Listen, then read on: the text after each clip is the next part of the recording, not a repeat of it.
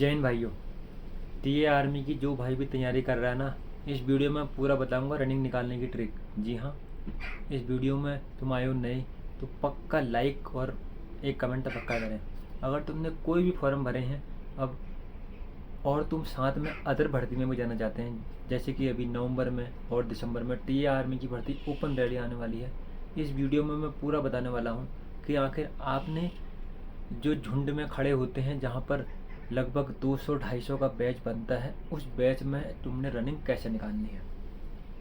हर कोई दिमाग से होता है खेल, लेकिन हाँ, सबसे बड़ी बात होती है जब आदमी आर्मी की रनिंग करने से पहले जब घर में प्रैक्टिस करके जाता है तो वो उतनी ही प्रैक्टिस करके जाता है कि वो बस जो रनिंग के जहाँ पर ट्रैक होता है वहाँ तक बैठने तक, वहाँ तक उसकी एनर्जी पूरी ख़त्म हो जाती है। लेकिन इस वीडियो में मैं पूरी बताऊँगा तुम वहाँ अपनी एनर्जी कैसे बचाएं, उससे पहले घर में तैयारी कैसे करें।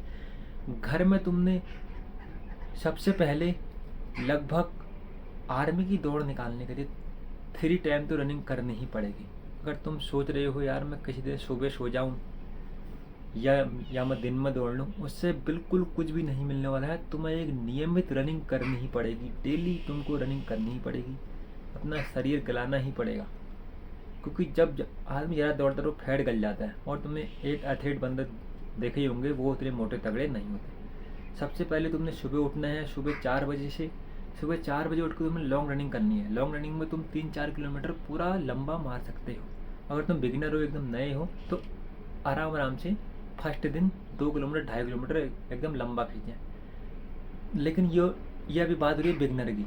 बिगनर में फिर तुम शाम को सेम लंबा दौड़ें, केवल बिगनर की बात हो रही है। और जो अगर दौड़ चुके हैं 5-6 महीना, उसके बाद उनको बताऊंगा कि उनने कैसे रनिंग करनी है।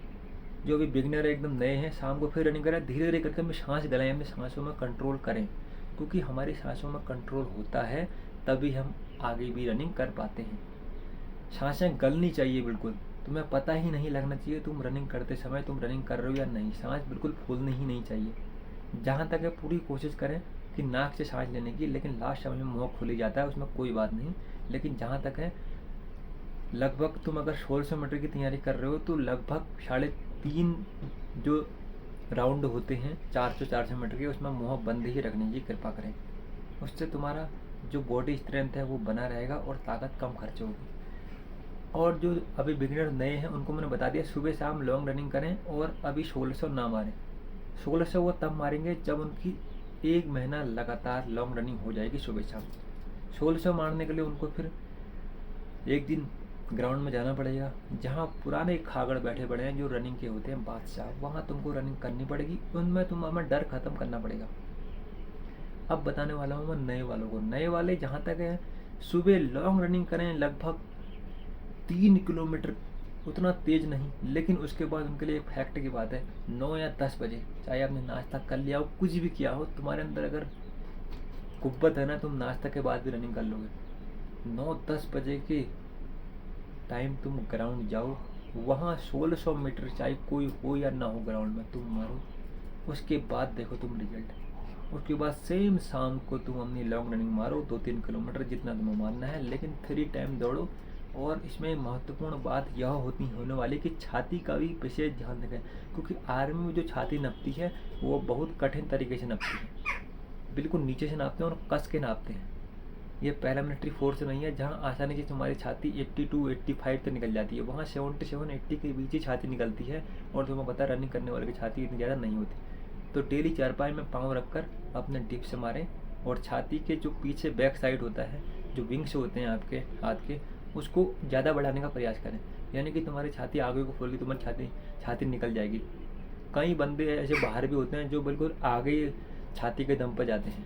पीछे विंग से का इस्तेमाल करना, जो जब तुम डिप से मारते हो सबसे ज़्यादा फर्क तुम्हारा विंग से में ही पड़ता है। विंग से पीछे अगर आपको चौड़े होंगे, और जो आर्मी में अगर छाती की नपाई होती है वो पीछे से ही होती है, आगे तो एकदम नॉर्मली आपका जो चौड़ा छाती होता है वो ऑटोमेटिक आ जाता है।